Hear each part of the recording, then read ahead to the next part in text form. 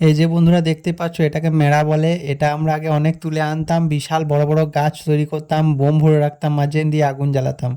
এই যে আগুন জ্বালিয়ে দিল, এগুলো রোদে শুকাতে হয়। তো এটা ঠিক মতো পুড়লো না, রোদে শুকায়নি ঠিকভাবে, তার জন্যই। তো বন্ধুরা, আমি একটু মাঠে চলে এলাম। মাঠের দিকে আমাদের ধান কাটা হচ্ছে মেশিন দিয়ে। তো তোমাদেরকে সব কিছুই দেখাচ্ছি, দাঁড়াও।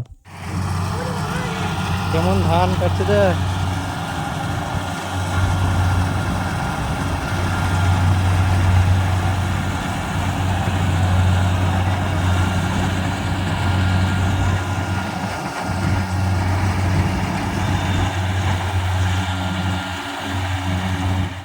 এগুলো হচ্ছে আমাদের জমি বন্ধুরা, প্রায় ধান কাটা হয়ে গিয়েছে, যেগুলো হাতে কেটেছে অনেক।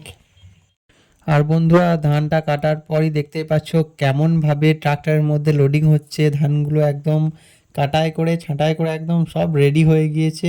এবার এগুলো বাড়ি নিয়ে যাবে, ট্রাক্টরে পুরোপুরিভাবে লোড হবে। তারপর এক একবার ট্রাক্টর লোড হচ্ছে, আর এক একবার বাড়িতে গিয়ে পৌঁছে দিয়ে আসছে, ধানগুলো আনলোড করে দিয়ে আসছে। নমস্কার বন্ধুরা, আবার নতুন ব্লকে তোমাদের সকলকে স্বাগতম।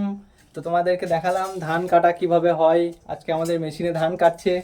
আর এই যে মা, ঠান্ডা লাগছে, মায়ের ভীষণ জ্বর, তার জন্য মা হাইনেট পরে নিয়েছে। কাল থেকে খুবই জ্বর কাল থেকে। তো এখন একটু ওষুধ খেয়ে একটু ভালো হয়ে একটু রান্নাটা করলাম, একটা সবজি ডাল আর ভাত। আর কিছু করার আমার আজ মানে শক্তি নেই। তো ঠিক আছে, তুমি রেস্ট করো। তো বন্ধুরা, আর একটা জিনিস দেখাচ্ছি। এই যে উঠানের মধ্যে দেখছো, এগুলো গোবিন্দভোগ ধান।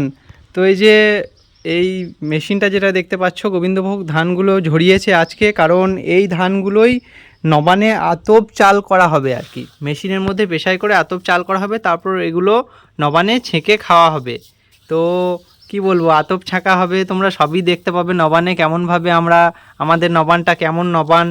তো দেখতেই পাচ্ছ, অল্প লাগিয়েছিল, কারণ এটা শুধুমাত্র নবান্নে খাওয়ার জন্যই লাগানো হয়। আর এটার মানে আতপ চাল করে আনার পর এটা আবার পুজো করাতে যেতে হয়। এটার পুজো করাবো, তারপর নবান্নে খেতে পারবো, তার আগে খেতে পারবো না। তো বন্ধুরা, দেখতেই পাচ্ছ বেগুন গাছগুলো কত বড় হয়েছে, আর এদিকে লঙ্কা গাছ। এই যে বন্ধুরা দেখতে পাচ্ছ, এদিকের বেগুন গাছগুলো কত বড় হয়ে গিয়েছে, কত সুন্দর ফুল দিয়েছে আর বেগুন ধরেছে, সেটাও দেখাচ্ছি তোমাদেরকে। অনেক জায়গায় বেগুন ধরেছে, এই যে দেখতে পাচ্ছ, এইও বেগুন ধরেছে। তারপর ওই তো বেগুন ধরেছে, অনেক জায়গায় বেগুন ধরেছে। গাছগুলো অনেক বড় হয়ে গিয়েছে তাড়াতাড়ি। আর বাপি এই গাঁদা ফুলের চারাটা লাগিয়েছে, একটা ফুল ধরে গিয়েছে, মানে ধরেই ছিল। ওইখানে আরেকটা আছে গাঁদা ফুলের চারা। লঙ্কার চারা লাগিয়েছে কিছু, ছোট ছোট টমেটো চারাগুলো বড় হয়েছে। এদিকে টমেটোর চারাগুলো বড় হয়ে গিয়েছে। এদিকে ধনে পাতা লাগাবো লাগাবো করে লাগানোই হচ্ছে না। এবার লাগাতে হবে বন্ধুরা খুব তাড়াতাড়ি, সেটা তোমাদেরকে দেখাবো যেদিন লাগাবো। আজ নয়, আজ তো আর হবে না, অনেক বেলা হয়ে গিয়েছে। দেখতেই পাচ্ছ সূর্যি মামার তীব্রতা, দেখেই বুঝতে পারছো প্রায় 1:30 বাজছে হয়তো। তো এবার স্নান করব বন্ধুরা।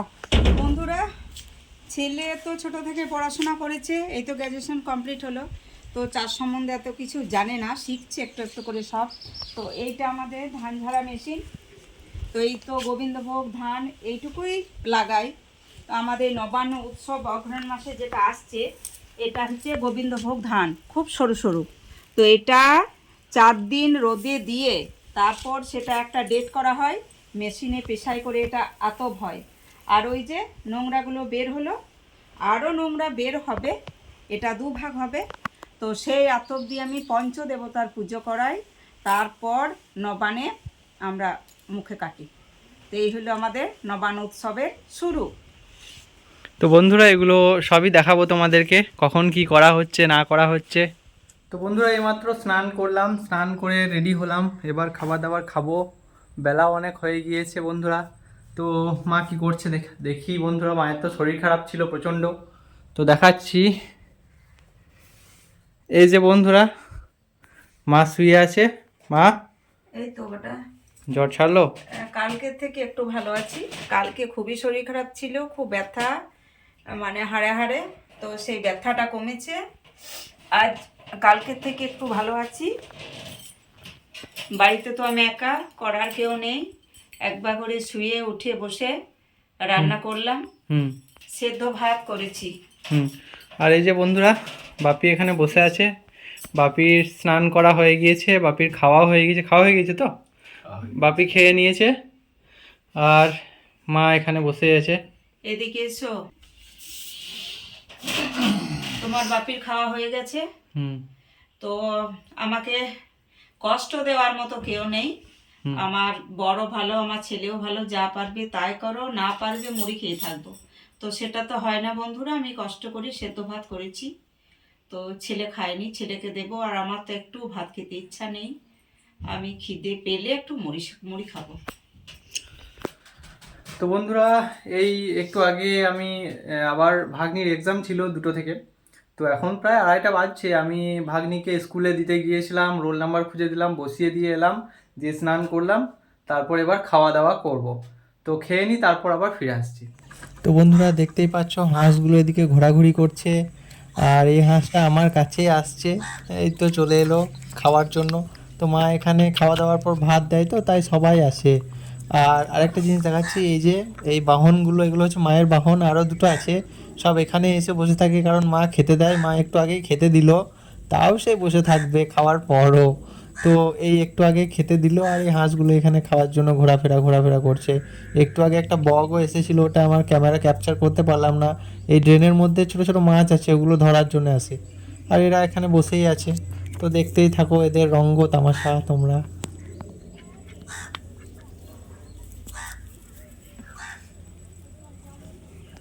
তো বন্ধুরা, এইমাত্র খাওয়া দাওয়া করলাম, আর হাঁসগুলো এখানে ঘোরাফেরা করছে, কুকুরগুলো এখানে বসে থাকে। মা খেতে দেয়, তো মা খেতে দিল একটু আগেই। তো মায়ের বাসন ধোয়া হয়ে গেল, এবার একটু রেস্ট করব, তারপর আবার বিকালবেলা ফিরে আসছি। বন্ধুরা, ভিডিওটা অফ করে দিয়েছিলাম, কিন্তু এই কিউট ছোনা পুচকুটো আমার লক্ষ্য পড়ে গেল, তাই তোমাদেরকে একবার দেখিয়ে দিলাম। দেখছো, এখানে ও দাঁড়িয়ে আছে, আর ওর মা ওই যে ওর মা ওখানে চড়ছে, ঘাস খাচ্ছে, আর পুচকুটা এখানে দাঁড়িয়ে আছে। তো বন্ধুরা, ঠিক আছে, এবার একদম বিকালবেলা দেখা হচ্ছে। এদিকে গাছগুলো অনেক বড় হয়ে গিয়েছে।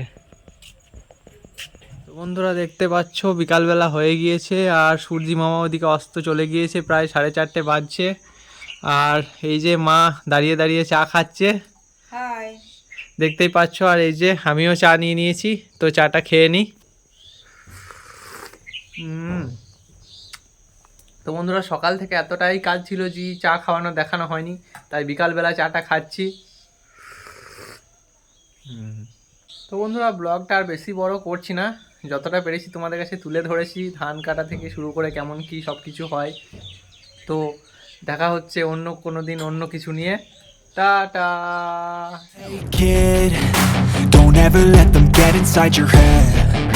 They'll tell you what to do in life instead.